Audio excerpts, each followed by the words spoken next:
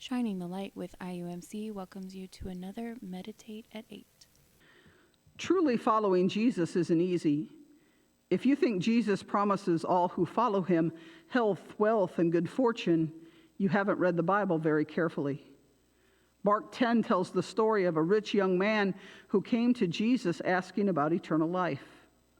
As Jesus and his disciples were setting out on a journey, a man ran up and knelt before him and asked him, "Good teacher, what must I do to inherit eternal life?" Jesus said to him, "You know the commandments. You shall not murder. You shall not commit adultery. You shall not steal. You shall not bear false witness. You shall not defraud.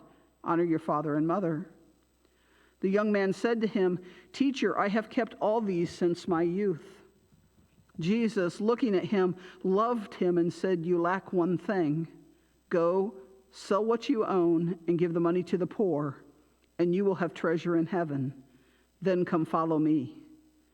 When the young man heard this, he was shocked and went away grieving, for he had many possessions. A couple of things stand out in this conversation. First, Jesus didn't question that this young man followed the law. He was a good man.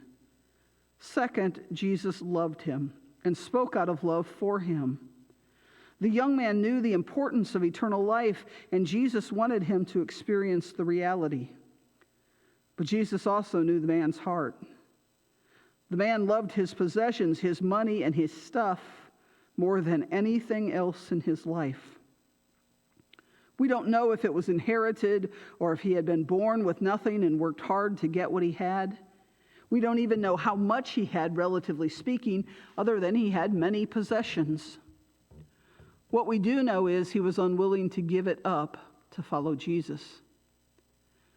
Jesus didn't demand that all his followers give up their wealth to follow him, but he did demand that they all give up something.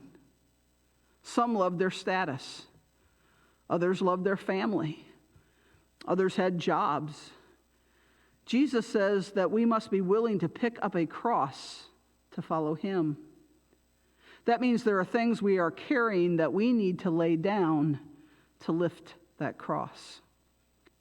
When we commit to following Jesus, we understand that the things of this world will pass away.